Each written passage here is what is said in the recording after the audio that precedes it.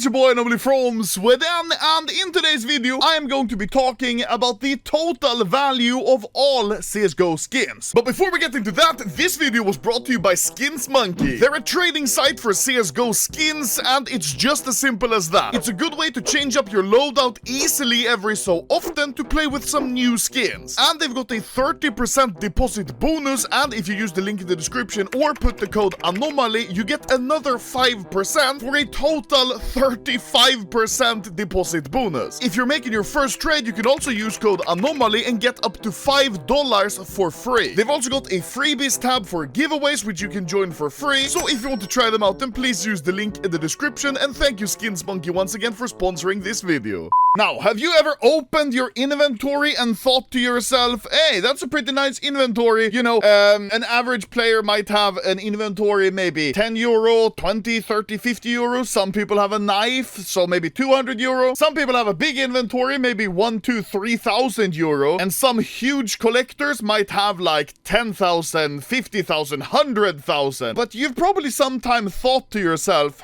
how much are all CSGO skins worth if you combine them? And what that would be called is the market cap. You usually say like the market cap for Bitcoin, for example, or a company. Well, what's the market cap of CSGO skins? Surely somehow you could just take the price of all of them and then combine it and see how much it's worth. Well, it's not that easy. You see, obviously you're not gonna sit there and hand count everyone's skin and then give it price check and then prices change. You can't really do that. So with skins like, for example, a Deagle Blaze, the price is pretty easy to see. It's just what it's listed for and what it's selling for. Something like a StatTrak Factory New Butterfly Lore, which sells more infrequently, might be harder to price. And how do you do with a skin like this, which has some nice stickers on it? How do those stickers affect the price? Well, that's why it's a problem. You can't really have it 100% accurately. But I contacted my dear friend Antal, who works at Price Empire. Actually, he made the site. And I asked him about the market cap. And as you can see, trending and market cap, total market cap. And there we have it. That's the market cap of CSGO, right? $3.843 billion in 851 million skins. Well, that's pretty close, but that's not the cigar or whatever you say. The problem we have there is that these 851 million skins aren't every single skin in the game. No, people have private inventories. People have skins listed on the Steam market, so that means they're no longer in their inventories. People are also trade banned or VAC banned or just have trade restrictions. They can't trade. And some skins are just deleted by Steam support. Some skins have actually been deleted, so it's a bit hard to tell. Especially when, for example, FloatDB has 986 million skins, which is more than 100 million more than Price Empire. So it's kind of hard, but at least we're getting somewhere. Now, another cool feature on Price Empire is that you can actually see the market cap of individual items. So, for example, right now, the item with the highest market cap is the Butterfly Knife Fade. That might be an odd item to be at the #1 spot. You might think maybe the Dragon Lore should be. No, it's at the 3rd place. And that's because there aren't that many Dragon Lores, 1,771 factory new ones, but there's 10,700 Butterfly Knife Fades, and they have an average value of $3,588, which makes the market cap $38.5 million. That means if you want to buy every single Butterfly Fade in the world, then you would need to fork out almost $40 million.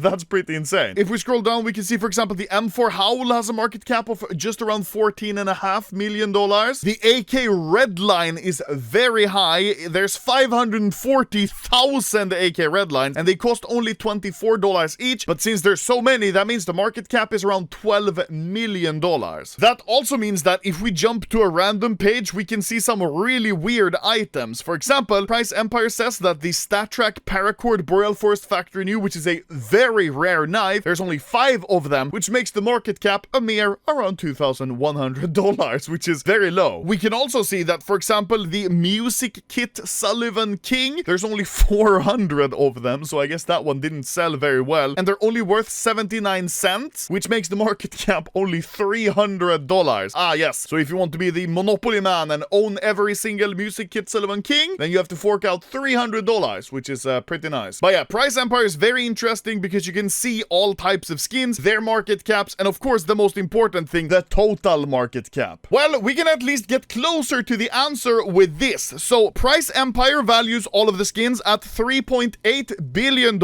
and has 851 million items in their database. FloatDB, however, has more than 100 million more skins, which means that if we take the total value of Price Empire and divides it by the number of skins, we get an average value per skin, which is $4.52. That's pretty good. But if we then take that times the FloatDB actual item count, we get a new market cap or total value of skins of $4.45 billion.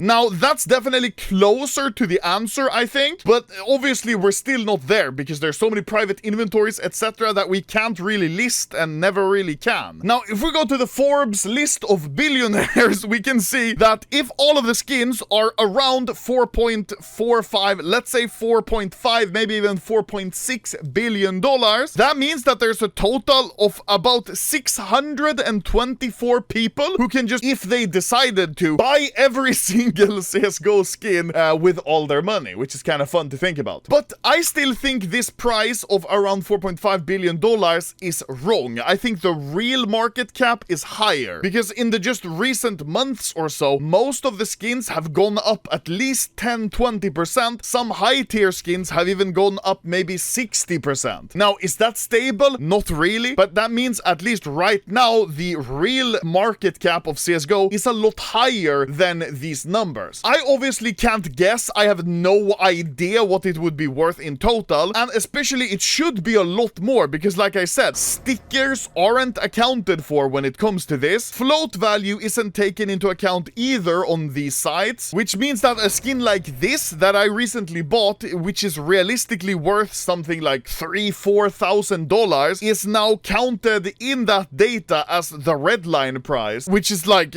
29 euro. You see, it doesn't make sense. So I can't even really guess what the real market cap is, but I would guess it's way more than 5 billion. I'd say it's probably closer to maybe even 10 billion, which is insane to think about. For a fucking video game. Skins in a video game. What? Now, my prediction, however, for the market cap of CSGO is that it's going to go up a lot more. As you can see, this is the last month. 47 million cases have been opened, and if a knife is truly 0.25% chance to open, there should have been 117,000 knives opened this month alone. And let's say the average value of a knife or glove, let's say, is maybe 300 euro. That means 35 million has been added this month alone with knives only from case opening. So yeah, which means that the market cap of CSGO is going up maybe 50 to 100 million every month, which is absolutely insane to think about. So yeah, I hope you have some idea of what the market cap is right now. Thank you very much, Price Empire, for helping me when I asked you about the market cap, and thank you for providing that very nice info. I think, honestly, the market cap is insanely high, a lot higher than most people think, and definitely a lot higher than most people think a video game economy should have. So, thank you guys for watching. That was my little take on the total value of all CSGO skins, which I guess really wasn't that helpful. We land with an answer between 5 and 10, 15 billion. I don't know. It's a lot of money either way. As long as Elon Musk doesn't buy CSGO economy like he did with Twitter and ruins it. Yeah, yeet. Ah!